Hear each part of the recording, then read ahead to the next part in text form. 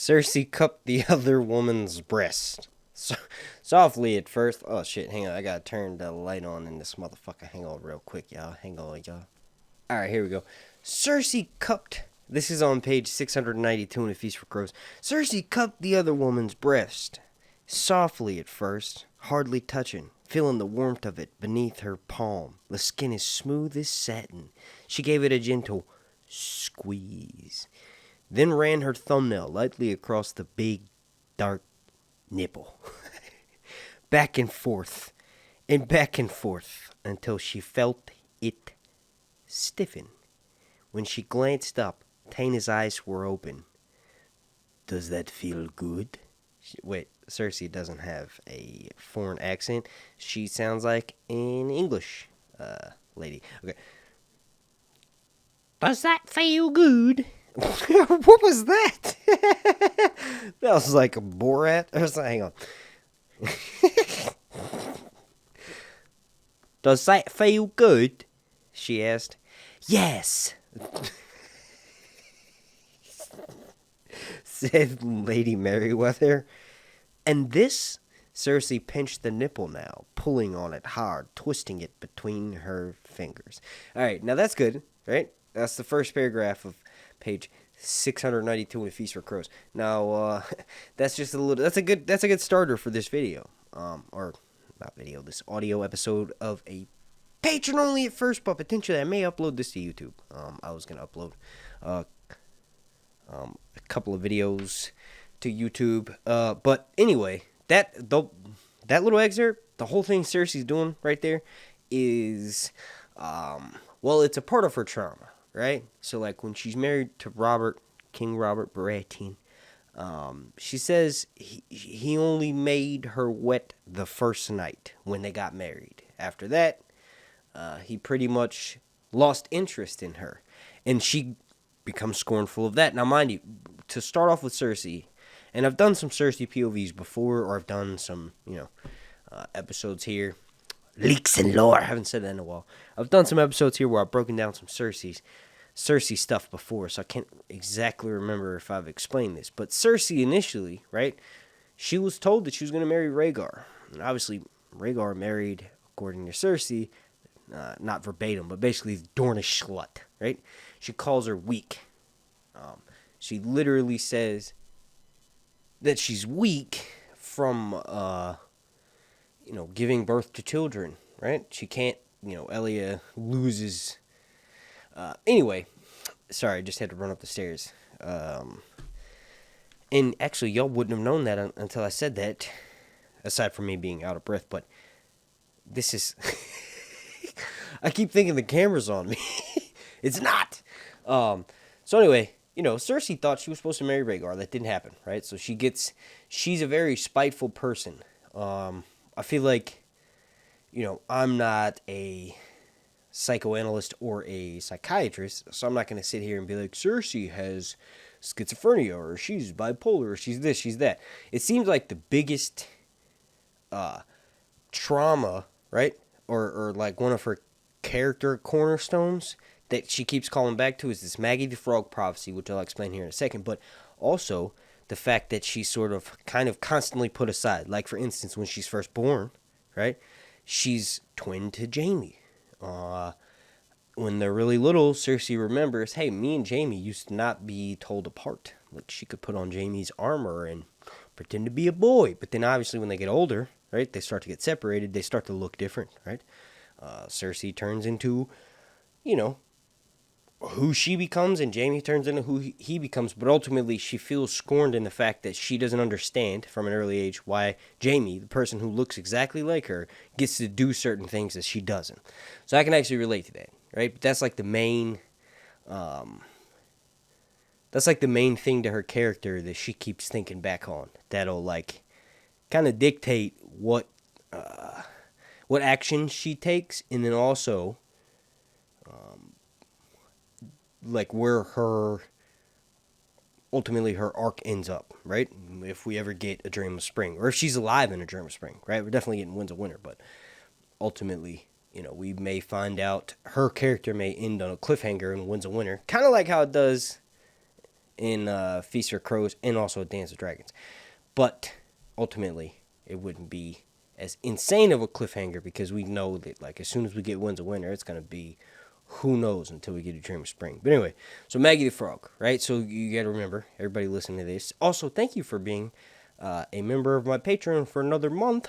Everybody here, and also we just had a couple of new people join this month. Thank you so much for doing that. Please leave a comment down below or submit me a question or topic or anything. I'm going to be having a live stream coming up before the month is over. I'm not sure the exact day. I've been just in short busy, right? I'm sure everybody's busy. But so Maggie the Frog, right? What ends up happening is that we find out in A Feast for Crows, and I think it's like Cersei 3 or whatever, 4 Feast for Crows. Maybe a few more POVs, maybe it's like Cersei 4 or 5. But anyway, she ends up divulging some information, right? So she has this dream and this nightmare, and she experiences going to this woods witch as a child with a group of her friends. But in the dream that she has, and before she explains it to Qyburn and Pycelle, like I just mentioned, in the dream that she has, all of the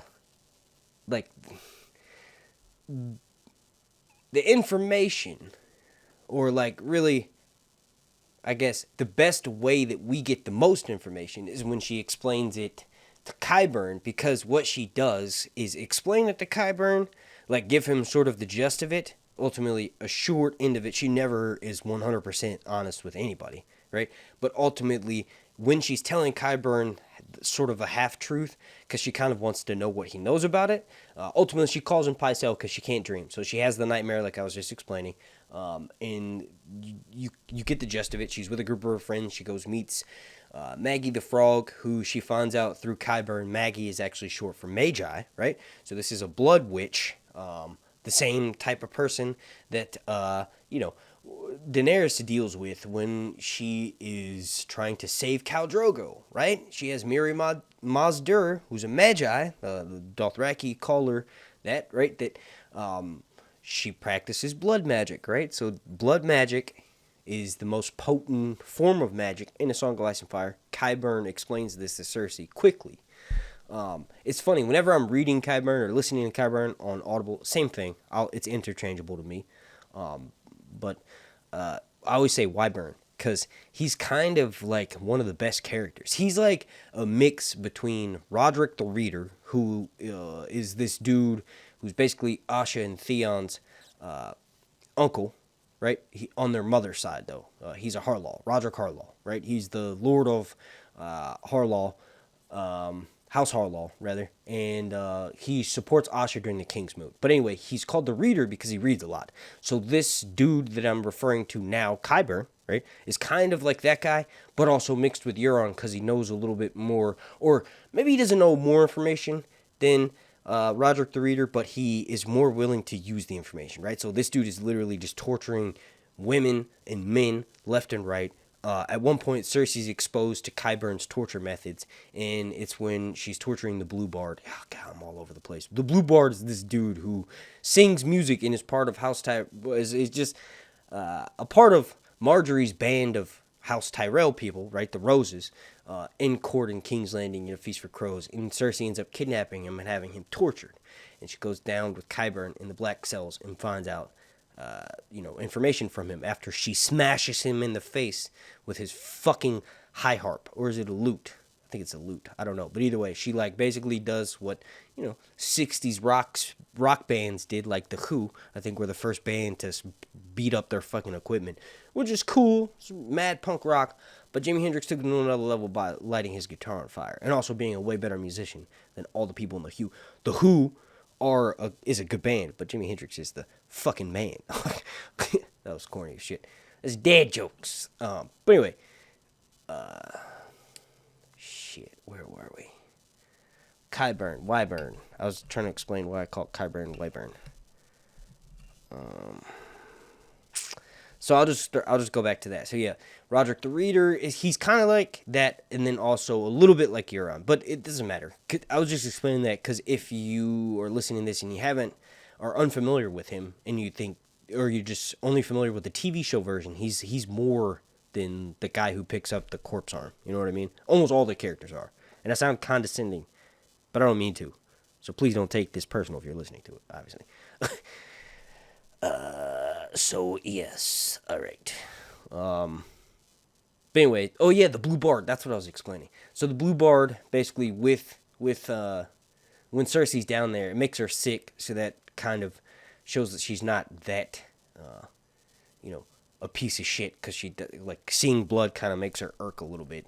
But anyway, she's with Qyburn, and they're torturing this blue bard dude, who's the guy that's really close to Marjorie, and he just plays her music. And Marjorie's kind of really innocent. But anything that's innocent or anything that's kind of good, Cersei will literally perverse it in her mind, right? It all relates back to what I mentioned at the beginning of this, which was that she ultimately feels scorned and sort of set aside. She constantly feels set aside by her father, especially the one thing she keeps thinking, which made me say she was transgender, is that she feels like if she was a man, no one would question anything about what she's doing. So she is right in a certain sense, but also she's wrong, because if she made slightly better decisions, like not so many enemies, basically, she kind of is already in the position of like being the head regent, and she's able to install Hands of the Kings and remove people left and right. So she doesn't even realize, but they're forced to sort of listen to her, right? But she has this sort of like chip on her shoulder. She's like, oh, if I was a man, right? I don't mean to mock that, because it's a serious thing, but like a real thing in the real world, right? Obviously, I have a daughter. I'm learning. I don't want to go down that.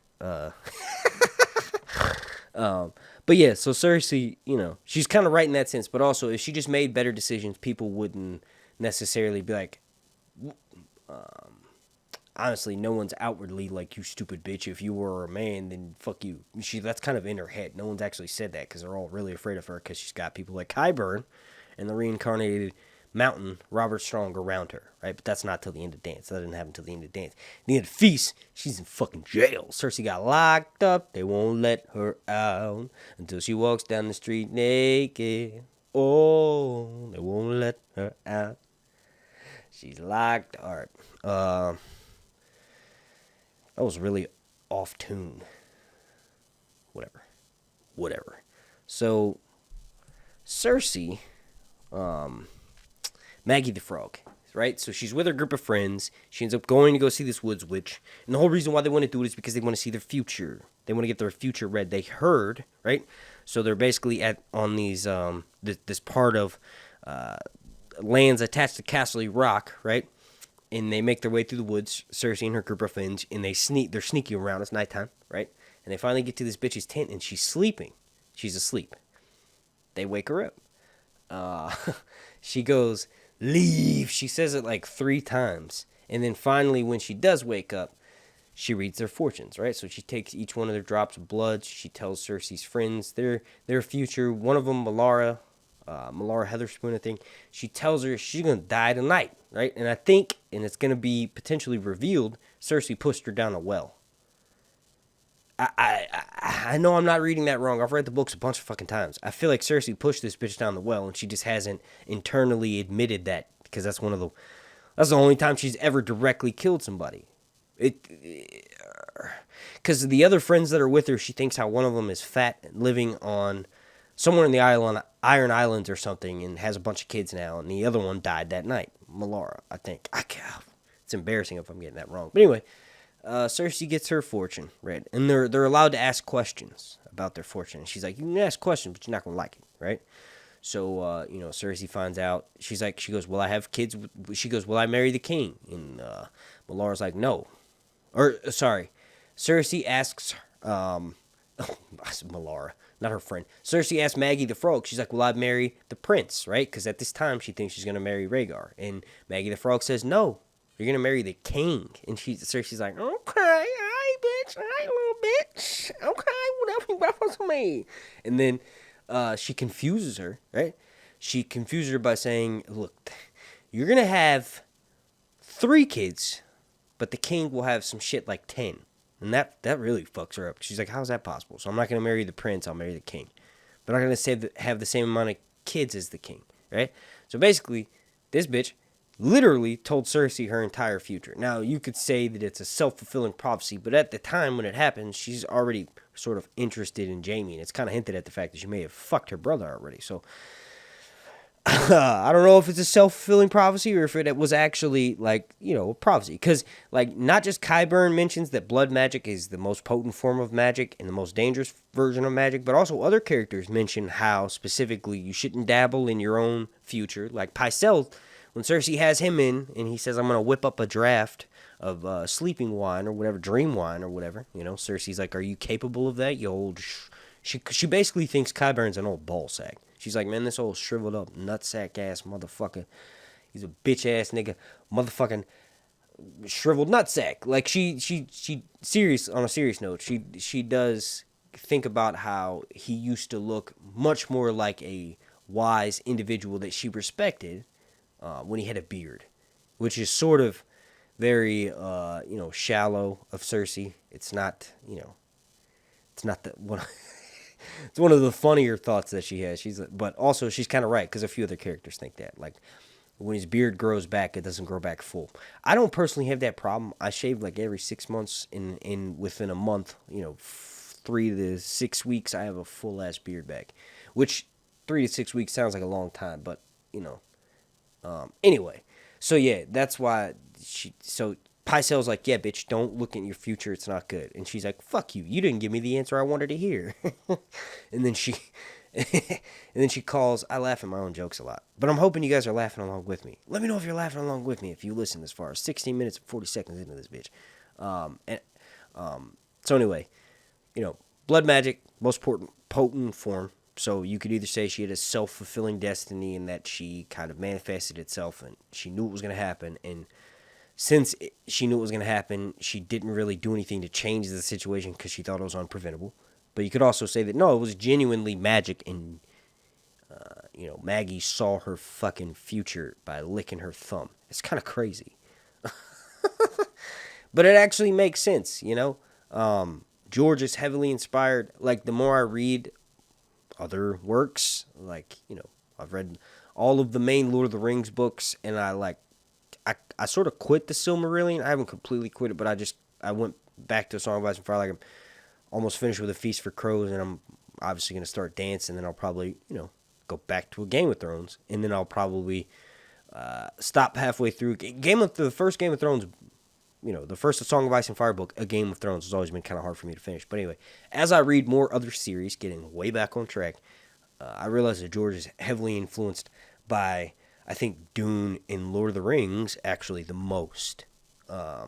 Because, Lord of the Rings, mostly because he said that, right? Obviously, he said, yeah, his name is J.R.R. Tolkien. George's name is George R.R. Martin. He's mentioned how, yeah, he did that because he was that big of a fan of the dude who wrote Lord of the Rings, right? But Dune, it's more like subtle ways. And I like, he didn't just take aspects from it. He took kind of like ideas, right? So the prescience that sort of devours Paul and makes him ultimately, is a Fremen suicide. He walks out to the desert, but it's because he's blind. He gets blinded, right? But that's kind of like what George does with the prophecy in A Song of Ice and Fire, is that you shouldn't know your future. And the characters that kind of do are very mystical, and they kind of live longer, or seemingly are able to... holy shit, I just thought of a theory. Yo, what if, damn. All right, so this will be really sidetracked. All right, there's this dude named Urathon Nightwalker that's sort of casually mentioned. I can't remember which POV it is. It's mentioned. Is it mentioned by Aaron? And he says some crazy shit like Urathon Nightwalker walks. I don't know. Somebody in Daenerys' storyline potentially. But anyway, what if Euron isn't fucking Theon's uncle? Like, not Asha and Theon's uncle, Balon's brother. Not Aaron or Victarion's brother, neither. No, what if he's a fucking... someone that looks like him, that's been... like, what if someone possessed him on his journeys? Like a spirit, a malevolent spirit that's way older than he is. Like, okay, this isn't... actually, now I'm thinking about it, it's not that original. It's kind of the same as him being a puppet for a being... that he doesn't know about, right? So I mentioned that in my Euron, last thing I uploaded on YouTube, right? I mentioned how I think, it was only 10 minutes of that video, but I mentioned how I think he could be used, he's being used by the Great Other and he may not know it. But this is kind of different in the sense that he would know it, and he's potentially a prisoner of his own mind, and there's a much stronger being kind of controlling him, right? It would make sense as to how he's able to survive certain situations. Like, he didn't survive. He's actually someone else. It's like the Face Changers, Leilaksu, right? So in Dune, there's this organization known as the Face Changers, and they are the greatest enemy of, like, House Atreides, anybody sort of after the original Dune storyline, after God Emperor of Dune, that has Atreides genes. So it's funny because you hate the Bene Gesserit, ultimately, in the first couple of books because of how they are, what they do to Paul. I don't know. I don't hate Jessica, but Jessica leaves the Bene Gesserit, and then she goes back to them. Ultimately, she's willing to kill Leto and Ganima, Leto 2 and Ganima. Maybe she wasn't wrong in trying to kill them. But ultimately, in the last few books, right, so that's in Heretics, Chapter House, and then I read, Hunters of Dune. But, dude, Bene Gesserit become the heroes. You kind of become fans of them. Ultimately, when they escape on the No Ship with Duncan Idaho, they become kind of like the group you're rooting for, right? So, the Face Changers have, like, the ability to do exactly what the Faceless Men do in A Song of Ice and Fire. They can sort of face dance, right? So you find out when Arya's and Braavos that the Faceless Men don't necessarily have magical abilities. They do, but at first Arya learns that she could actually learn more. Like, she could start training, rather, by learning from mummers. So a physical thing. Like, so, for instance, the kindly man tells her, she goes, I want to learn how to change my face. And he goes, okay, scrunch your face up. And she does it. And then she's like, and then he goes, yes, now you're learning. And she's like, what the fuck? Arya's like, what? Are you playing a trick on me? He's like, no, you do that. And eventually you'll be able to change the muscles in your face to actually distort it enough to look different, right? And if a mummer's trick will do in place of a mask, she later puts on an actual face. She gets her forehead cut. It's these rubber dried masks, and they sort of slip it on. And it does, there's a magic aspect to it in the sense that it comes to life when it fills with blood. It's blood magic. Arya practices a form of blood magic in changing the face. She literally has her forehead cut as she slides the mask over her face. Right? And when that happens, the blood magic changes who she is. So she literally becomes this abused little girl who was beaten by her father that was taken to the House of Black and White, and they skinned the little girl, stole her face, and now she's... It's interesting. They say the Faceless Man gives them death, and there's sort of this freedom that comes with death, but ultimately, if their essence is trapped in the mask, a piece of them is probably trapped in it. Right? So it's not really... Only the Faceless Men are kind of...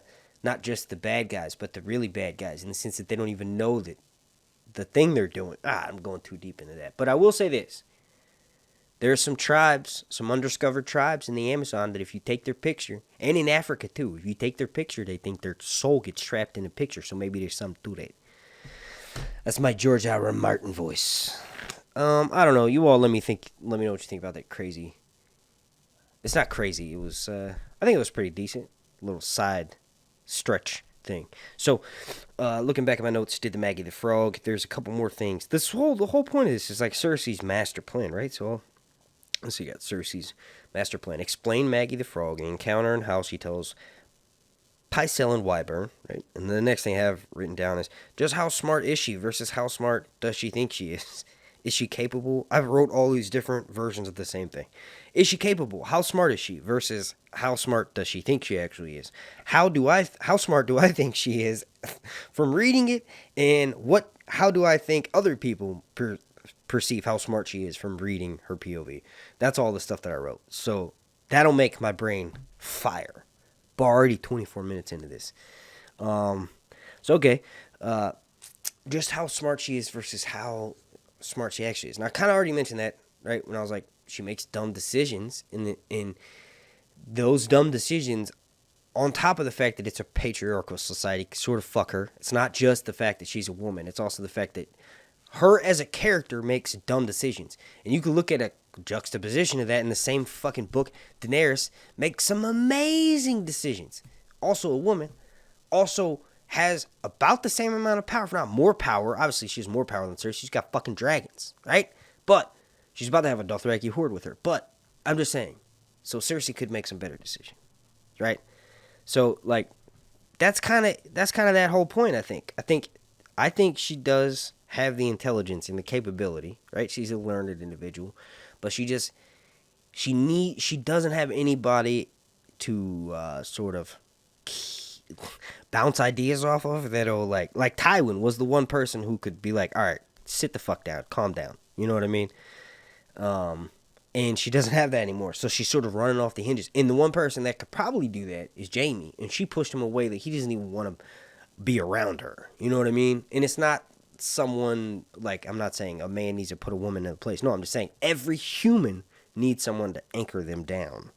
Right? So, for instance, here, let me give you some personal experience, right? Back in the day, back in like 2018, 2019, holy shit, 4 years ago, I just realized it. I was a motherfucking pop star on YouTube. Like, I'm not even bullshitting. I would go look.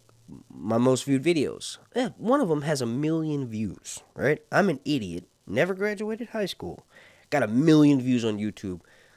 Barely putting in any effort aside from, the hours that it would take to make the video. I don't do the type of work that I do now when it comes to the content that I make on YouTube, the live streams I do, being able to just, free flow. I put way more energy and effort into my videos is what I'm saying now than I used to, right? But back then, when that happened, I had a crazy ego, right? Like, for instance, this is actually really funny.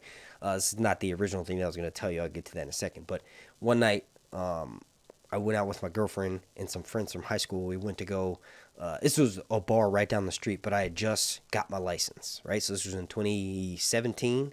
I just got my license, and it was the end of season 7 of Game of Thrones.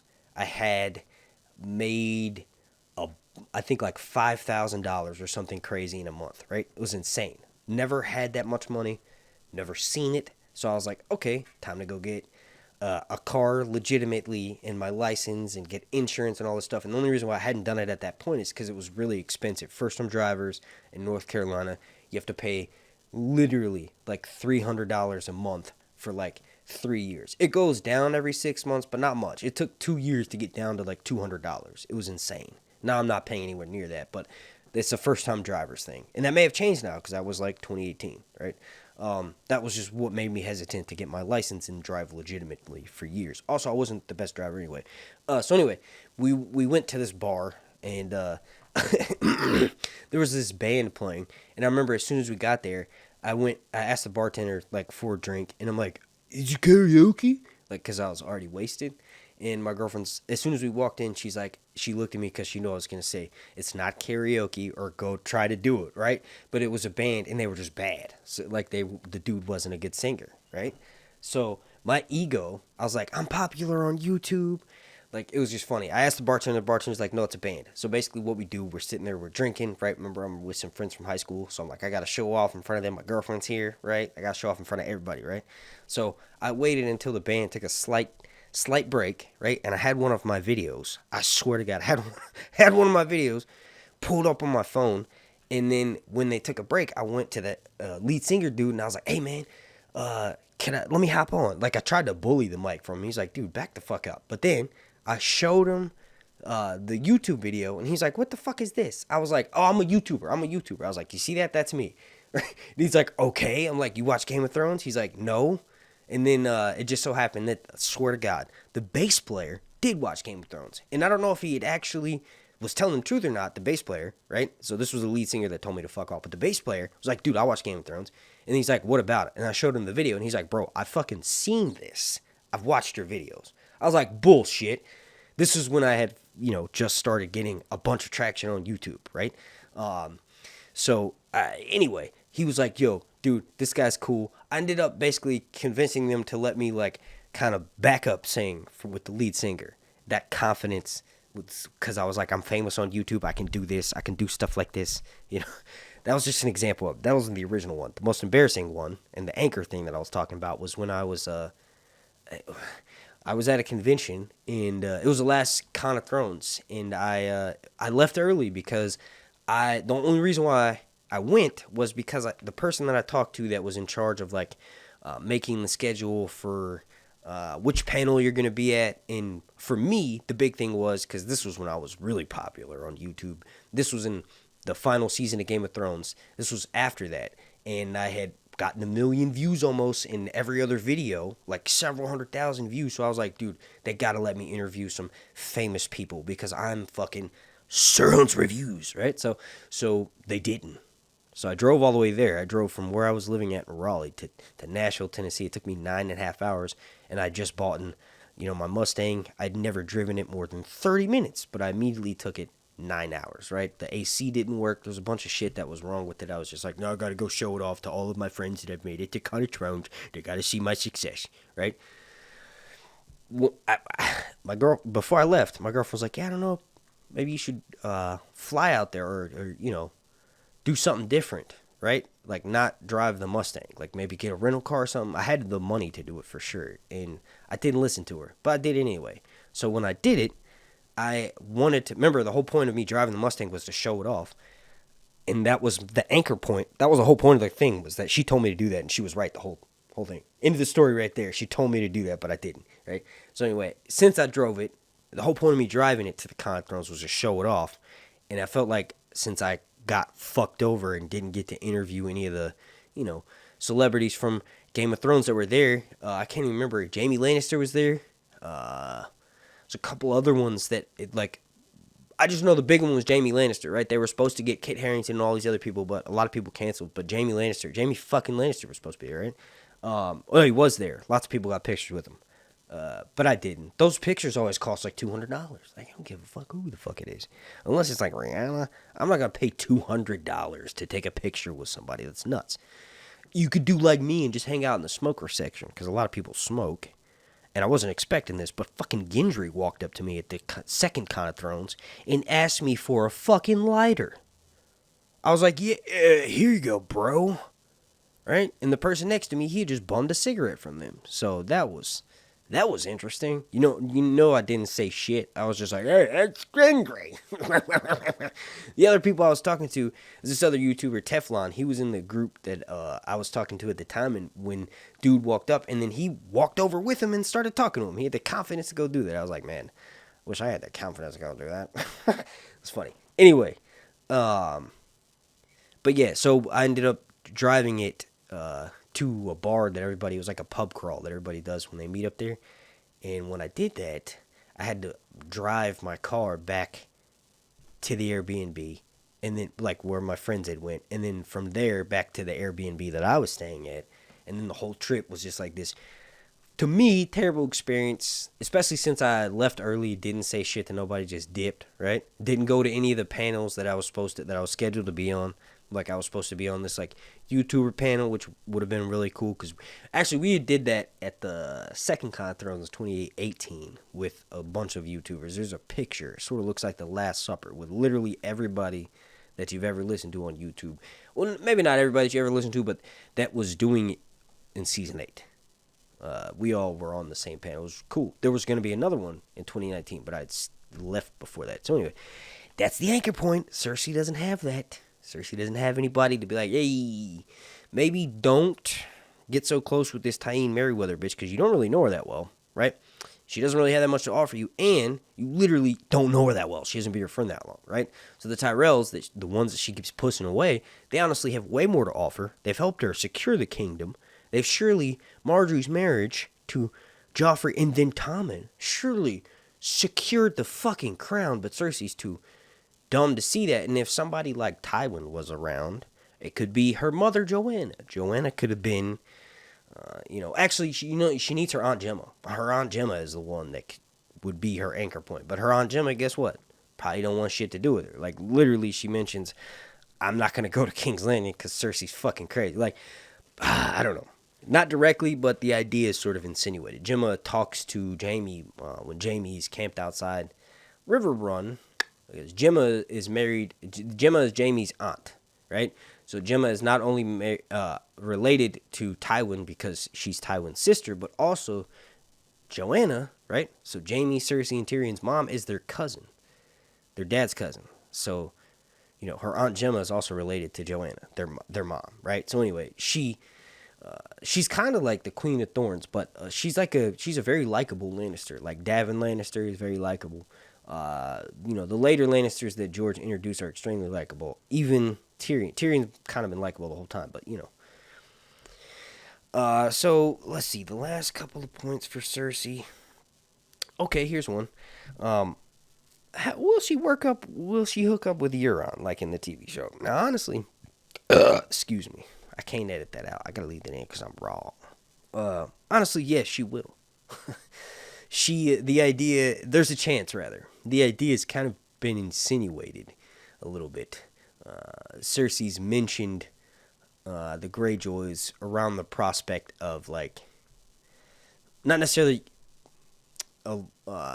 getting married, but alliances before, right? So it's mentioned that she could bring the Iron Fleet into her service before she starts constructing. I think it's before, doesn't matter, right? She starts constructing her own ships, and then she gives them to Orain Waters, and then Orain Waters steals them. So the idea is put in her head, or just sort of mentioned around her in her proximity, right, to the people involved with her character, her POV, that the Iron Fleet are an option to bring in because they've got a large naval fleet. The Iron Fleet is massive, second to the King's Fleet, the Royal Fleet, right? The Ironborn ships, thousands of them, especially Victarion's massive fleet of ships. Like Victarion not only set out with a big shit ton of ships to go and try to get Daenerys, right, and her dragons, but also he's acquired hundreds along the way. He's lost some, but he's gained a shit ton more. Any smaller ship that's smaller than his whole fleet gets fucked up, right? They either kill the people, they pretty much kill everybody. Push them in the open, give them to the drowned god. But the ships, if they're salvageable, they get added to Euron's fleet. So the Iron Fleet, most of it's Victarion. Obviously, Euron has his mongrel fleet, and he's got a ship that's a fat belly cog filled with blood that he's going to summon a Kraken with. I'm not even lying. Aeron in his POV in Forsaken thinks of this swollen vessel that's leaking blood, and it's going to leak blood into the water. All of the thousands of people that Euron have killed, he's somehow found a way to collect their blood. It's not even that unfeasible. He could literally just sacrifice all of the thralls and prisoners and slaves that he's had, right? He basically does that to Aeron because he puts Aeron on the head of his ship, and Aeron's gonna die. Aeron's a dead boy. But anyway, Euron could slit their throats and let their blood drain into a collecting vessel, and he's got it built into a ship. And George just likes describing fat belly things, and a cog is a type of shipping vessel, and it's filled with blood. And it's gonna be leaked into the ocean and summon a big fat Kraken. Alright? Alright, so anyway, Euron with Cersei. The idea could be Victarion would have to die, and he's a POV character. I'd like to get a Euron POV, but George won't do that. George won't give us that. But anyway, Cersei could potentially fuck whoever is in control of the Iron Fleet to bring them in. So that could be similar to the show. And I just wanted to mention that because that was something I mentioned in my notes. In-game. The in-game up. How will she die versus will she live on? Right. So I think she will. I think she's gonna die. I think the characters that live. I feel like we're set up for a bunch of people to die, right? But Cersei, I've thought that I theorized this for the TV show before ever really reading the books. I used to only read, or pretend to read rather, POVs, Theon's POV, I think, and then Tyrion's or something. I don't even remember that live, but I've read it all now. But yeah, I feel like if there's a chance for her to live on, she'll be completely crippled. I remember I mentioned that theory about Cersei holding coming into the world, like when they were born, Jaime was holding on to Cersei's foot. Jaime was holding on to Cersei's foot with his right hand, and he lost his right hand, right? So he's holding Cersei's foot with the hand that he lost. So obviously they're twins, they're equal. Jaime thinks about how they came in the world together. They're going to have to leave together. So if he lost a hand, she's going to lose a foot. And you're like, what the fuck? How? That doesn't make any sense. Well, she literally just cut her foot and then stepped in shit. So it's probably going to have to be removed. Qyburn's probably going to have to cut her foot off. And then, you know, we got the jack-off foot on House of the Dragon. So that's kind of awesome. Oh, man, TV show is wild. I'm not even making fun of that. I know it sounds like I am, but that was so crazy. It was so unexpected. Like, it kind of was expected, but then because, like, he's looking at her weird the whole fucking season. You know what I mean? Like, remember, the funniest moment between them to me is surprisingly not when he's jacking off. When, what's his name? Larry's is fucking jacking off to Alicent's feet. He's not doing that. No, or like, that's not the most shocking scene to me. Or funny scene, rather. It's when they're on the ship from Laena's funeral, or to Laena's funeral, to Driftmark. Can't remember which way. I think they're on their way there, yeah, because at the beginning of the episode, he's fucking staring at her. And the camera cuts to the person who was like... So Kristen Cole walks up to her and goes, Yo, Grace, this nigga's been staring at you the whole fucking time. And then she looks and he's like, got this... I wish you could see me right now. I just wanted to do audio only.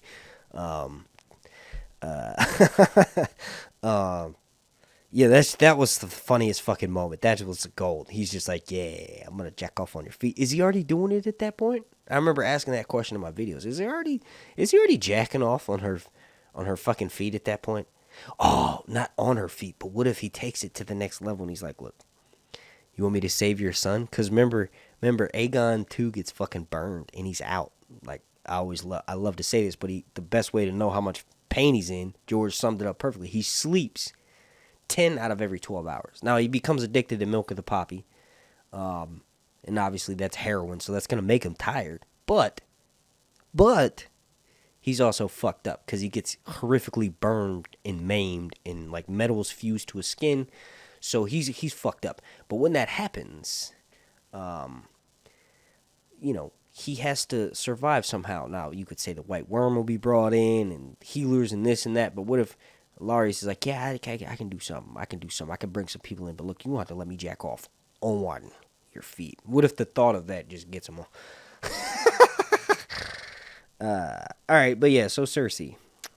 I feel like if she lives on, she'll be maimed. So that will be... She'll probably survive. That's the thing. Her character... We're going to lose... I feel like we're going to lose more good POVs or just good characters, even characters that aren't POV, than bad.